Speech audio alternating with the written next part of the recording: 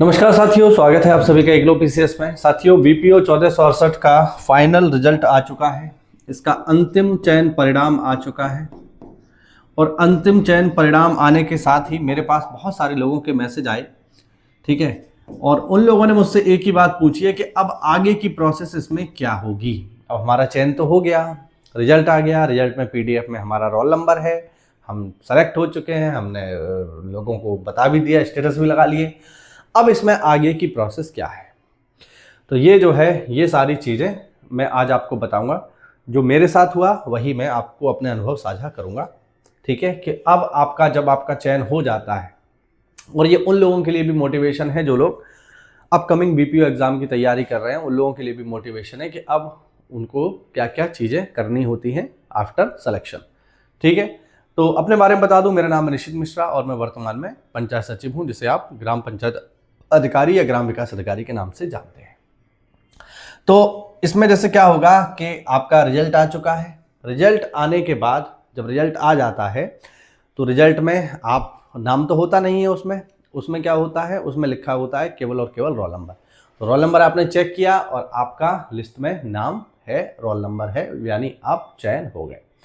अब जब आप चयन हो जाते हो तो चयन होने के बाद आयोग का काम यह खत्म हो जाता है। अब आयोग क्या करता है, आयोग ये करता है कि आयोग, जब आपने डीवी करवाया होगा, जब आप डीवी करवाने आयोग में पहुंचे होंगे तो डीवी में आपने अपने सारे डॉक्यूमेंट लगाए होंगे, ठीक है। उन डॉक्यूमेंट की एक फाइल बनेगी और जिस जिले में आपका चयन हुआ है, ठीक है, अब ये अभी आपको पता नहीं चलेगा कि किस जिले में आपका चयन हुआ है, ठीक है। जब आपने डीवी करवाया था तो आपके जितने भी डॉक्यूमेंट थे, आपके हाई स्कूल के, इंटर के, ट्रिपल सी के, आपका आपका जो है आधार कार्ड, आपका सारी की सारी इन्फॉर्मेशन जो आपने दुनिया भर के आपने जो भी डॉक्यूमेंट उसमें लगाए थे, मोटी सी फाइल बनती है। हम तो खैर ऑफलाइन डॉक्यूमेंट हमारा वेरिफिकेशन हुआ था, आपका ऑनलाइन हुआ है। तो वो पूरी की फाइल बन जाएगी और वो फाइल भेज दी जाएगी कहाँ पे, उस डॉक्यूमेंट की सारी फाइल भेज दी जाएगी उस जिले में जहां आपका चयन हुआ है, ठीक है। यहां पर आयोग का काम अब खत्म हो जाता है। अब यूपी ट्रिपल एससी से आपका कोई लेना देना नहीं है। यूपी ट्रिपल एससी ने जिलों को योग्य उम्मीदवार, जो जिलों ने मांगे थे कि हमारे यहाँ इतने ग्राम पंचायत अधिकारियों की कमी है, सरकार ने कहा हमारे पास इतने ग्राम पंचायत अधिकारियों की कमी है पंचायती राज विभाग में, तो उन योग्य अभ्यर्थियों को पंचायती राज विभाग को सौंप दिया यूपी ट्रिपल एससी ने। अब यूपी ट्रिपल एससी का काम खत्म। अब एक फाइल आपकी यूपी ट्रिपल एससी के पास रहेगी, एक फाइल पहुंच जाएगी उस जिले में जिस जिले में आपका चयन हुआ है, ठीक है। अब आपको कैसे पता चलेगा कि आपका चयन किस जिले में हुआ है, तो बिल्कुल चिंता करने की बात नहीं है। बहुत हद तक तो यही होता है कि आपको होम डिस्ट्रिक्ट मिल जाता है। जैसे मेरे केस में हुआ, मुझे होम डिस्ट्रिक्ट मिल गया। लेकिन नहीं भी मिलता है तो कोई चिंता वाली बात नहीं, वो भी मैं आपको बताऊंगा। इसके बाद क्या होगा, जिले में जो आपका डीपीआरओ ऑफिस है, जिला पंचायत राज अधिकारी जो कार्यालय है, वहां से आपके पास कॉल आएगा साहब कि आप एबीसी, जो भी आपका नाम है, राम सिंह, श्याम सिंह, क्या आप श्याम सिंह बोल रहे हैं? आप कहेंगे हाँ मैं श्याम सिंह बोल रहा हूँ। सामने वाला जो व्यक्ति होगा वो बहुत हद तक संभव है डिस्ट्रिक्ट कोऑर्डिनेटर होगा, डीसी साहब होंगे जो जिले पर बैठते हैं। तो डिस्ट्रिक्ट कोऑर्डिनेटर के यहाँ से आपको कॉल आएगा, वो आपको बताएंगे कि हम डीपीआरओ ऑफिस से बोल रहे हैं, जो भी आपका जहाँ जिस जिले में भी आपका हुआ है, ठीक है। वो आपको बताएंगे कि साहब आपका चयन हो गया है, ठीक है। अब क्या करना है आपको, अब आपको मिलेगा नियुक्ति पत्र। तो साहब इतनी इतनी तारीख को आपका नियुक्ति पत्र वितरण किया जाएगा। तो आपको क्या करना है, आपको उस नियुक्ति पत्र कार्यक्रम में पहुंचना है। ये जानकारी आपको कहां से मिलेगी, डीपीआरओ ऑफिस से मिलेगी। तो आप क्या करेंगे, जितने भी लोगों का उस जिले में चयन हुआ है, जितने भी लोगों का, वो सभी लोग, उन सभी के पास डीपीआरओ ऑफिस से कॉल जाएगा और वो सभी लोग 2 हैं, 4 हैं, 5 हैं, 6 हैं, जिस जिले में जितने भी लोग सेलेक्ट हुए हैं, उन सभी का नियुक्ति पत्र वितरण कार्यक्रम संपन्न कराया जाएगा। जैसे मैं अपने केस में बताऊं तो हमारा जो नियुक्ति पत्र वितरण कार्यक्रम था वो हुआ था साथियों, मुझे याद है 2024 में हमारा जो नियुक्ति पत्र कार्यक्रम था वो हुआ था धनतेरस वाले दिन, यानी मुझे धनतेरस वाले दिन जो है ज्वाइनिंग लेटर मिला था, ठीक है। अब इसमें क्या होगा, इसमें आपके जिले के जो भी माननीय हैं, है ना, जैसे विधायक जी हो गए, सांसद जी हो गए, ठीक है, रूलिंग जो पार्टी है उसके जो सदस्य होते हैं वो हो गए। इसके अलावा डीएम साहब, डीपीआरओ साहब, जिले के बड़े बड़े अधिकारी वो यहाँ होंगे और उन्हीं की मौजूदगी में आपका नियुक्ति पत्र वितरण किया जाएगा। ठीक है, आपको मिलेगा नियुक्ति पत्र। अब इसमें होता क्या है, इसमें होता है ये कि जो लोग लखनऊ के करीब के हैं, ठीक है, उनको तो स्वयं माननीय मुख्यमंत्री जी जो है दे देते हैं। जैसे लखनऊ के आसपास के हैं या लखनऊ के हैं तो उनको नियुक्ति पत्र स्वयं माननीय मुख्यमंत्री जी दे देंगे। ठीक है, और जो लोग दूर के हैं जैसे 200 किलोमीटर, 250 किलोमीटर, 300 किलोमीटर, क्योंकि यूपी बहुत बड़ा है, तो उन लोगों को उनके ही जिले के कलेक्ट्रेट सभागार में नियुक्ति पत्र दे दिया जाएगा। ठीक है, क्योंकि मेरा जिला काफ़ी दूर है, लखनऊ से 200-300 किलोमीटर दूर है, तो इस वजह से हमें हमारे ही कलेक्ट्रेट में, हमारे ही जिले के कलेक्ट्रेट में हमें नियुक्ति पत्र दे दिया गया माननीय जो जनता के प्रतिनिधि होते हैं उनके द्वारा। ठीक है, अब जब ये आपका नियुक्ति पत्र आपको मिल जाएगा उसके बाद आपको 2-4-5 दिन की छुट्टी मिल जाएगी बहुत आसानी से। ठीक है, जिन लोगों को होम पोस्टिंग मिलेगी उनकी तो मौज ही मौज है, उन्हें तो कोई चिंता करने की जरूरत ही नहीं है। लेकिन जो लोग दूर के होंगे, ठीक है, उनको जो है उनको नियुक्ति पत्र मिलने के बाद 2-4 दिन की छुट्टी भी मिल जाएगी। अब जो लोग की पहली नौकरी होगी वो तो बहुत एक्साइटेड होंगे, भैया वो तो नियुक्ति पत्र लेने पहुंच ही जाएंगे, कोई दिक्कत वाली बात नहीं है। लेकिन ऐसे लोग जो किसी भी कारण से किसी दूसरी नौकरी में है, मान लो कोई पुलिस में है, तो उसे नियुक्ति पत्र लेने से पहले क्या क्या लेना होगा, एनओसी के साथ साथ इस्तीफा भी चाहिए होगा, है ना। तो इस्तीफा देना होगा। इस्तीफे की प्रोसेस इतनी आसान तो है नहीं, इसमें समय लगता है। तो अगर जो कोई पहले से नौकरी पे है और उसका इस्तीफा नहीं हो पाया है और वो किसी कारण से नियुक्ति पत्र वितरण कार्यक्रम में नहीं आ पाया, तो इसका मतलब ये नहीं है कि उसकी नौकरी चली जाएगी। जैसे हमारे साथ भी ऐसा हुआ था कि कुछ लोग पहले से नौकरी में थे, जैसे कुछ लोग लेखपाल थे, कुछ लोग यूपी पुलिस में थे, कुछ लोग जो है रेलवेज में थे। मेरे बैच में बहुत सारे लोग ऐसे आए हैं जो अन्य नौकरियां छोड़ करके आए हैं, तो उन्होंने अपना ये नियुक्ति पत्र नहीं ले पाया था। लेकिन इसका मतलब ये नहीं है कि उनकी नौकरी चली गई, उनका प्रॉपर इस्तीफा हुआ, इस्तीफे के उन्होंने कागज लगाए, तब जाकर के उनको ज्वाइन कराया गया। ठीक है, तो नियुक्ति पत्र मिलेगा। अगर आपकी पहली नौकरी है तो आप एक्साइटेड होगे ही, आप सीधे सीधे नए कपड़े पहन के जाओगे और आपको ज्वाइनिंग लेटर मिल जाएगा। ठीक है, लेकिन मान लीजिए आप पहले से नौकरी पर हैं तो आपको इस्तीफा देना होगा पहले, ठीक है, और उसके बाद ही आपको ज्वाइन कराया जाएगा। उसमें थोड़ा समय लग सकता है, तो अगर आप इसमें ना भी पहुंच पाओ तो जो आपके पास कॉल आएगा डीपीआरओ ऑफिस से, उनको आप अवगत करा दीजिए कि साहब मैं इस नौकरी में पहले से हूं जिसमें मेरा अभी तक इस्तीफा मंजूर नहीं हुआ है, तो इस्तीफा मंजूर होने के बाद ही मैं यहाँ ज्वाइन कर पाऊंगा। आई बात समझ में? तो ये स्थिति रहती है। इसके पश्चात क्या होगा, आपको 2-4-5 दिन की छुट्टी मिल जाएगी। ठीक है, आप अपने घर जाओ। जो लोग लोकल के ही होंगे, जिनको होम डिस्ट्रिक्ट मिलेगा, उनकी तो मौज ही मौज है, लेकिन जो दूर के हैं वो अपने घर जा सकते हैं। इसके पश्चात क्या होगा, जब यहाँ आपको ये फाइनली ज्वाइनिंग मिल जाएगी, जैसे मेरी ज्वाइनिंग हुई थी धनतेरस वाले दिन, तो मुझे तो दिवाली की लंबी छुट्टी मिली, तो हम तो खूब आराम से मौज किया। और वो दिवाली सबसे यादगार थी, क्योंकि भैया नौकरी मिल गई है ना, वो भी घर में, तो ऐसा बार बार थोड़ी होता है। तो ये सब हुआ। इसके पश्चात क्या होगा, इसके पश्चात आपको मेडिकल के लिए बुलाया जाएगा। अब बहुत सी परिस्थितियों में ये हो सकता है कि मेडिकल आपका नियुक्ति पत्र वितरण से पहले करा लिया जाए, लेकिन हमारे केस में क्या हुआ था, हमारी भर्ती बहुत लेट हो गई थी। हमारी भर्ती थी 2018 की और क्लियर हुई 2024 में, यानी 6 साल बाद, आप अंदाजा लगाओ। ठीक है, ये तो 2023 की वैकेंसी थी और 2026 में क्लियर हो गई। हमारी तो 2018 की वैकेंसी थी और 2024 में क्लियर हुई, तो हमने तो बहुत इंतजार किया। खैर, फिर आपका मेडिकल होगा। मेडिकल कहाँ होगा, तो मेडिकल सामान्यतः मेडिकल के लिए ऐसे नहीं कि आप डायरेक्टली मेडिकल कराने चले जाओगे, नहीं, ऐसा नहीं होगा। मेडिकल के लिए पहले डीपीआरओ ऑफिस से एक लेटर जारी होगा। किसके लिए? सीएमओ ऑफिस के लिए एक लेटर जाएगा।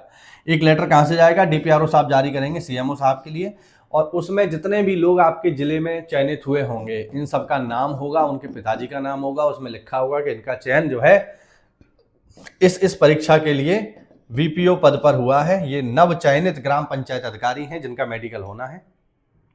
उस लेटर को लेकर के आप पहुंचोगे कहां? उस लेटर को लेकर के आप जाएंगे सीधे सीधे जिस जिले में आपका चयन हुआ है उस जिले के सरकारी अस्पताल में। ठीक है, जो सरकारी अस्पताल होगा जिले का, वहां आप पहुंचोगे। वहां पर वहां पर पहुंचने के बाद जब आप वहां पहुंच जाओगे तो जो लेटर आपके लिए जारी हुआ है उस लेटर की एक कॉपी आपको भी मिलेगी। उस लेटर की एक कॉपी लेकर के आप सरकारी अस्पताल पहुंचोगे और सरकारी अस्पताल में जाकर के आपका होगा मेडिकल। मेडिकल में क्या होगा तो वो सभी लोग घबराए ना कि मेडिकल में क्या होगा, हम फेल तो ना हो जाएंगे। देखो मेडिकल में कोई फेल नहीं होता। इस नौकरी में आपको कोई बंदूक ना चलानी है, कोई तोप ना चलानी है, कोई ट्रेन ना चलानी है जिसमें मेडिकल बहुत हैवी होगा। ठीक है, ये बहुत ही साधारण सी नौकरी है, बहुत ही साधारण सी। तो इसमें मेडिकल कोई ऐसा नहीं है कि बहुत ज़्यादा टफ होगा, ऐसा कुछ नहीं होगा, सामान्यतः होगा। आंखें चेक करा ली जाएंगी, ठीक है, आपका जो है ब्लड टेस्ट हो जाएगा, ठीक है, ब्लड टेस्ट हो जाएगा सॉरी, आपका जो है बीपी चेक हो जाएगा, ठीक है, आपका बीपी चेक कर लेंगे, ठीक है। एक मनोरोग विशेषज्ञ के पास भेजा जाएगा, वो आपसे पूछेगा आप पागल तो नहीं हो, तो आप मना कर देना। मेरे साथ तो यही हुआ था, हमारा मेडिकल हुआ तो वहाँ पे एक मनोरोग विशेषज्ञ बैठे थे, मनोवैज्ञानिक बैठे थे अस्पताल में। उन्होंने हमसे पूछा कि भाई पागल तो नहीं हो तुम? मैंने कहा नहीं साहब मैं पागल नहीं हूँ। कि बीवी पे गुस्सा आता है क्या? मैंने कहा साहब आता तो है, लेकिन क्या कर सकते हैं, बीवी तो बीवी है, उसको थोड़ी गुस्सा दिखा सकते हैं। तो बोले नहीं नहीं तुम बिल्कुल पागल नहीं हो, तुम एकदम फिट हो, ठीक है। इस तरीके से जो भी उसमें जो है 8-10 कमरे बने होंगे जहाँ पर आपको बारी बारी से जाना होगा। भीड़ बहुत होगी सरकारी अस्पताल में, इसमें कोई दो राय नहीं है। लेकिन आपको क्या करना है मैं बताता हूँ। आप वो लेटर लेके सीधे अंदर जाना, आप लाइन में मत लगना, ये बात समझ लो, ठीक है। क्योंकि आप कोई वहाँ अपना इलाज कराने नहीं आए हो, आप स्वयं सरकारी काम से आए हो, आपके पास वो लेटर होगा। उस लेटर को लेकर के आप सीधे जो भी आपके रूम होंगे, ब्लड टेस्ट का रूम होगा, बीपी का रूम होगा, मनोवैज्ञानिक का रूम होगा, ठीक है ना, ईसीजी भी लोग करवा लेते हैं, खैर ईसीजी रूम होगा, बहुत सारे उसमें रूम बने होंगे, ठीक है। वहाँ पर आप जाइए, उस लेटर को दिखा के सीधे डॉक्टर साहब को दिखाना, और वो आपका जो जो जो जो पर्चा बना होगा सरकारी अस्पताल में, जब आप जाएंगे ना 1 रुपये देके जो पर्चा बनवाएंगे, वो सब लोग उस पर साइन वाइन अपने करते चले जाएंगे कि हाँ ये ओके है, ये ओके है। उसके बाद जब ये सारी प्रोसेस आपकी हो जाएगी, लाइन में लगने की आवश्यकता नहीं है, सीधे अंदर जाना, क्योंकि आप अब सरकारी काम से आए हो, आप अपना इलाज कराने नहीं आए हो। तो उसको लेकर के जब ये सारे आपके चेक हो जाएंगे, उसके पश्चात आप पहुंचना कहाँ? आप पहुंचना सीधे सीएमओ ऑफिस में। आप सीएमओ ऑफिस में जाएंगे। सीएमओ ऑफिस में ऐसा नहीं है कि मुंह उठा के घुसे ही चले गए, ऐसा मत करना, ठीक है। हमारे बैच के कुछ लड़कों ने ऐसा किया था तो उन्हें बेइज्जती का सामना करना पड़ा। आप जाइए, सीएमओ साहब से पहले अभिवादन कीजिए, उनसे अंदर आने की अनुमति लीजिए कि साहब हम अंदर आ सकते हैं। अंदर पहुंच जाए तो डायरेक्टली कुर्सी पे जाके मत बैठ जाना, क्योंकि अधिकारी होता है, अधिकारी का माइंडसेट अलग तरीके का है, आपको बेइज्जत कर सकता है। आप जाना, अपना परिचय देना कि साहब मेरा चयन जो है ग्राम पंचायत अधिकारी पद पर हुआ है, ये मेरा जो है मेडिकल के लिए लेटर है, सर आप देख लीजिए। अगर वो बैठने की अनुमति दें तो बैठना, ना बोले बैठने की तो साहब मत बैठना, कोई इज्जत इसमें आपकी कम नहीं हो जाएगी। लेकिन अगर बिना पूछे बैठ गए तो बेइज्जती जरूर हो जाएगी, ये ध्यान रखना। तो सीएमओ साहब क्या करेंगे? सीएमओ साहब जो है आपके उस पर साइन कर देंगे, मोहर लगा देंगे, और इस तरीके से आपका मेडिकल हो जाएगा। वहाँ पर बाहर कोई चपरासी भी हो सकता है जो आपसे कुछ डिमांड कर सकता है मिठाई के तौर पे, तो दे देना, इसलिए क्योंकि भाई खुशी का माहौल है, अब आपकी नौकरी लगने वाली है, तो अगर किसी को 100-200 रुपए की मिठाई आप दे दोगे तो कोई दिक्कत वाली बात नहीं है। इस तरीके से वो लेटर आपका हो जाएगा। इसके पश्चात आप उस लेटर को लेकर के जब आपकी ये सारी प्रोसेस हो जाएगी अब आप जाओगे कहाँ? अब आप जाओगे अपनी ज्वाइनिंग करने, जिसे हम कहते हैं योगदान आख्या। अब आप लगाओगे क्या? आप लगाओगे योगदान आख्या। योगदान आख्या जिस दिन से आप लगाओगे, ये ध्यान रखना, जिस दिन से आपकी योगदान आख्या लगेगी उसी दिन से आपकी नौकरी शुरू हो जाएगी, ये ध्यान रखना। नियुक्ति पत्र मिलने से नौकरी शुरू नहीं होती है। नियुक्ति पत्र मान लो आपको मिल गया 1 अक्टूबर को, इमेजिन करिए, ठीक है, लेकिन आपने योगदान आख्या दी। अब योगदान आख्या कहाँ दोगे? तो योगदान आख्या आप दोगे सबसे पहले डीपीआरओ ऑफिस में। 1 अक्टूबर को आपको नियुक्ति मिली, लेकिन आपने ज्वाइन किया 1 नवंबर को, योगदान आख्या दिया आपने 1 नवंबर को, तो आपकी जो नौकरी शुरू मानी जाएगी वो 1 नवंबर से मानी जाएगी, 1 अक्टूबर से नहीं मानी जाएगी, ये ध्यान रखना। तो प्रयास ये करना कि जल्दी से जल्दी योगदान आख्या दे दो, क्योंकि जिस दिन से योगदान आख्या दे दोगे आपका वेतन उसी दिन से स्टार्ट हो जाएगा, ये बहुत जरूरी चीज है।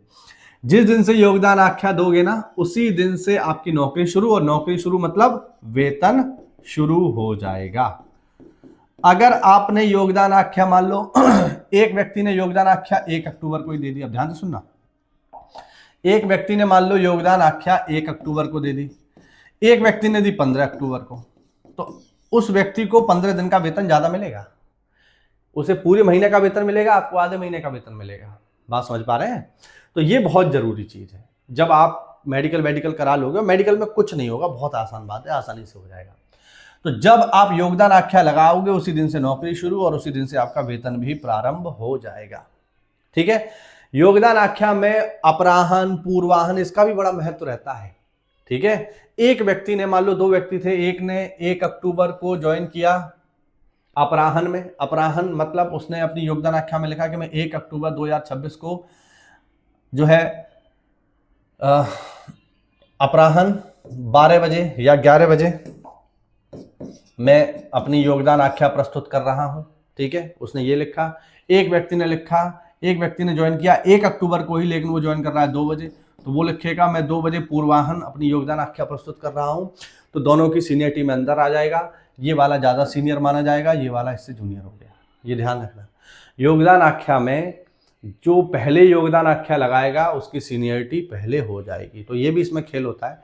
ठीक है, अगर आपको प्रमोशन चाहिए इसमें तो फिर आप योगदान आख्या को जिस दिन आप ज्वाइन करो, प्रयास करना उसके 1-2 दिन के भीतर ही अपनी योगदान आख्या डीपीआरओ ऑफिस में लगा दो।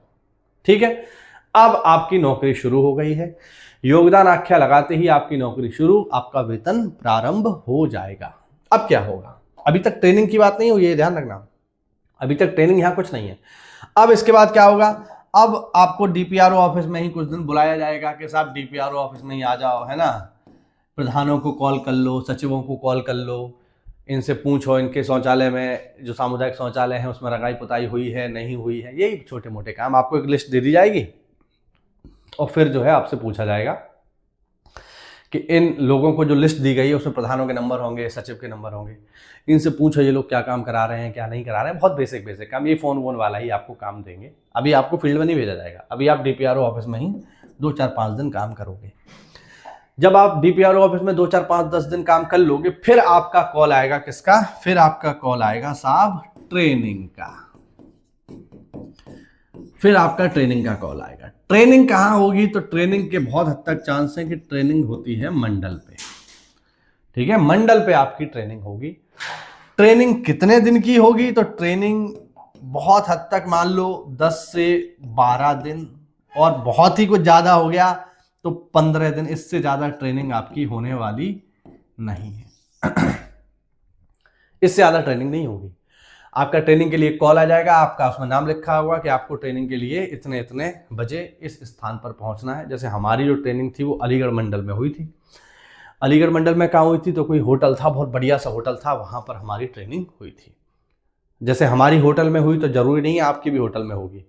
कुछ जगह ट्रेनिंग जो है, जो आपके जिला पंचायत के ट्रेनिंग सेंटर होते हैं वहाँ पर भी होती है। होते सब बढ़िया है, अच्छी जगह होती है, ऐसा नहीं है कि खराब जगह होती है। ये जो 10 से 15 दिन की ट्रेनिंग होगी आपकी, ये कैसी होगी? ये आवासीय होगी। यहाँ पर आपको रुकना होगा। इसमें क्या क्या होगा? इसमें रहने के लिए आपको रूम मिलेगा। हमें तो खैर बहुत ही बढ़िया रूम मिला था, बहुत ही शानदार रूम एकदम। और इसके साथ साथ इसमें खाना भी आपको मिलेगा। ठीक है, खाना भी रहता है, नाश्ता भी रहता है, यानी सुबह का नाश्ता, फिर दोपहर का खाना, फिर शाम की चाय, फिर रात का खाना, सब कुछ आपको इसी में इंक्लूड होगा। 10 से 15 दिन आपको यहाँ रखा जाएगा। आपको दुनिया भर की ट्रेनिंग कराई जाएगी। ट्रेनिंग में आपका मन इतना ज़्यादा लगेगा नहीं। ठीक है, वहाँ पर जो चीज़ें किताबी रूप में बताई जाएंगी ना, आप उन्हें लिखोगे तो, मैंने भी दुनिया भर के नोट्स बनाए कि अच्छा सर ये बता रहे हैं, ये नोट कर लो, वो नोट कर लो, लेकिन वो आज तक हमने कभी उनका इस्तेमाल नहीं किया। क्यों? क्योंकि ट्रेनिंग में जो आप सीखोगे ना, वो आपका फील्ड में शायद काम उतना आएगा ही नहीं। फील्ड की समस्याएं जब आप फील्ड में उतरोगे वो असली ट्रेनिंग होगी, तब आप खुद ही सीख जाओगे कि कैसे क्या करना है। तो ट्रेनिंग होती है, लेकिन ट्रेनिंग का पर्पस तब पूरा होगा जब आपके ऊपर खुद जिम्मेदारी आ जाएगी। जब खुद पंचायतें आप चलाओगे ना, तब आपको पता चलेगा कि किस चीज को, किस समस्या को कैसे हैंडल करना है। ट्रेनिंग में ज्यादातर आपको किताबी ज्ञान दिया जाएगा, लेकिन फील्ड में किताबी ज्ञान काम नहीं आता है, वहां व्यवहारिकता काम आती है, जो मैं आपको बता रहा हूं। तो यहाँ पर सारी चीजें आपको मिलेंगी। इसमें ही क्या होगा? इसमें ही आपको एक दिन टूर भी कराया जाएगा। ठीक है, टूर कहाँ का, तो टूर ऐसा नहीं कि आपको मसूरी ले जाएंगे, शिमला ले जाएंगे, नहीं, आपके मंडल की ही किसी मॉडल पंचायत में ले जाएंगे। जो आपके मंडल में कोई मॉडल पंचायत होगी ना, जिसने पंचायत में बढ़िया काम किया होगा, वहाँ आपको ले जाएंगे और वहाँ पर आपको 1 दिन का ट्रेनिंग कराया जाएगा।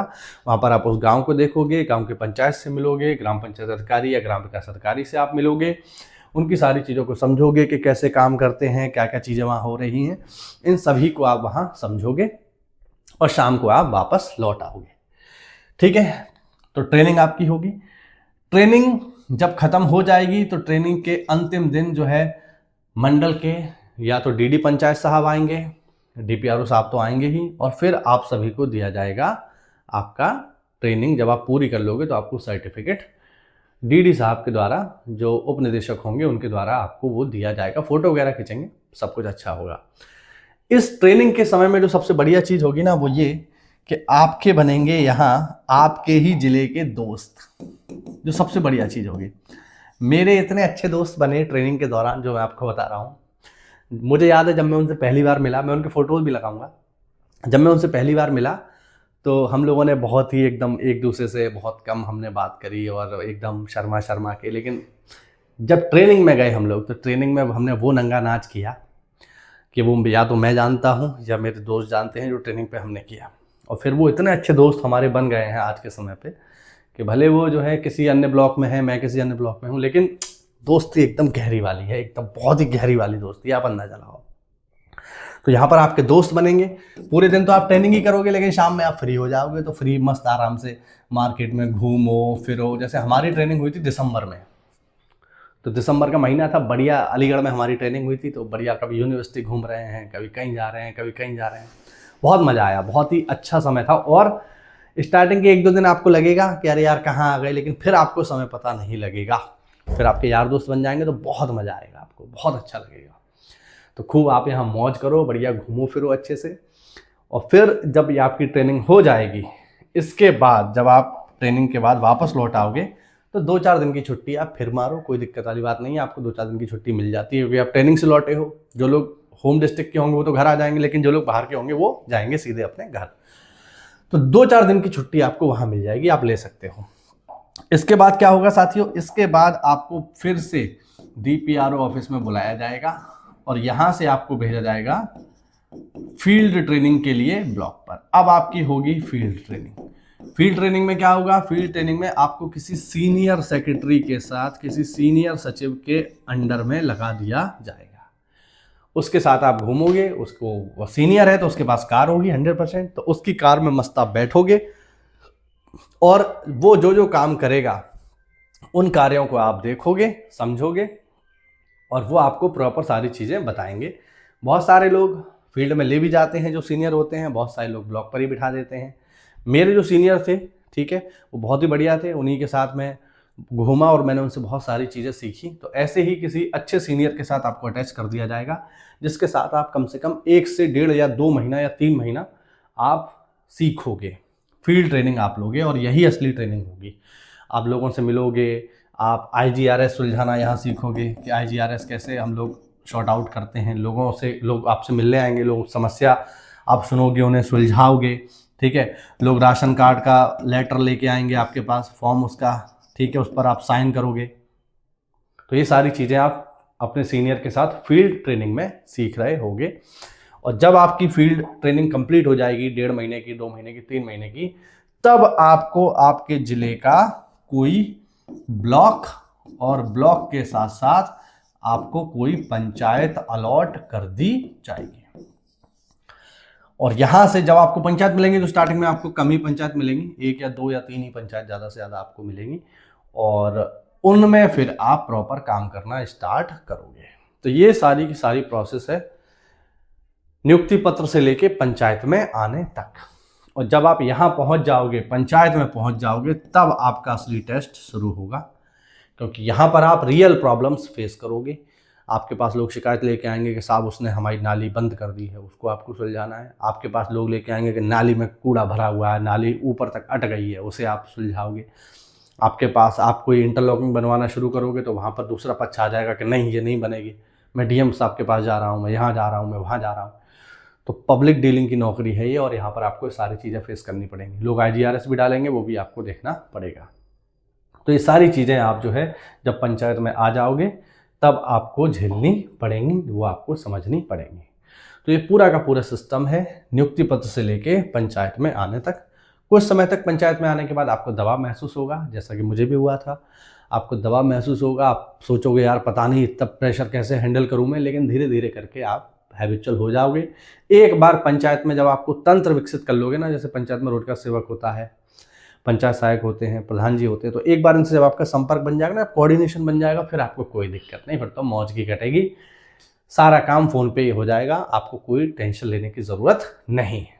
ठीक है, तो ये पूरा का पूरा प्रोसेस है जो आपके साथ होगा। अभी भी कोई सवाल रह गया हो तो मेरे टेलीग्राम चैनल को ज्वाइन करो, वहाँ पर मैं आपको सारी चीज़ें, आप डायरेक्टली मुझसे बात कर सकते हो, कॉल कर सकते हो, तो हम उस पर डायरेक्टली बातचीत कर सकते हैं। ठीक है, VPO की जो लोग तैयारी करना चाहते हैं, ये तो उन लोगों के लिए था जो VPO बन गए। ठीक है, अब जो लोग रह गए हैं उनके लिए सबसे बढ़िया ये है कि आपको इधर उधर भागने की कोई आवश्यकता नहीं है। आप इधर उधर मत भागो, केवल और केवल फॉलो करो किसको, केवल और केवल फॉलो करो साथियों एकलव्य PCS को।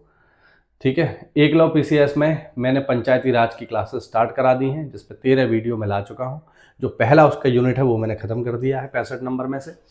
ठीक है, 65 नंबर का जो पूरा पंचायती राज है उसमें 10 नंबर का जो पहला यूनिट है वो मैंने यहाँ इन 13 वीडियोस में खत्म कर दिया है। धीरे धीरे मैं ये पूरा का पूरा पंचायती राज आपका समाप्त करा दूंगा। तो अगर आप VPO बनना चाहते हो, हमारे साथ काम करना चाहते हो, तो इस सीरीज को जरूर फॉलो करो, इस चैनल को जरूर फॉलो करो। ठीक है, यहाँ आपको पूरी तैयारी कराई जाएगी बहुत ही अच्छे नोट्स के साथ, और जो मेरे पास नोट्स हैं वो आपको कहीं मार्केट में मिलने वाले नहीं हैं। जैसे एग्जाम्पल के लिए 20 नंबर में आप सिलेबस में देखना, जो VPO का सिलेबस है उसमें 20 नंबर में लिखी हुई हैं उत्तर प्रदेश सरकार द्वारा प्रायोजित ग्राम विकास की योजना है। ये एक्सक्लूसिव है जो मुझे ट्रेनिंग के दौरान मिला था, ये किसी किताब पर, किसी इंटरनेट पे आपको मिलने वाला नहीं है। तो ये हम आपको उपलब्ध कराएंगे। ठीक है, अगर आप हमसे जुड़ते हो तो अगर आप VPO बनना चाहते हैं तो आज ही ज्वाइन करें एकलव्य PCS को। मिलते हैं अगली क्लास में, तब तक के लिए जय हिंद, जय भारत, वंदे मातरम।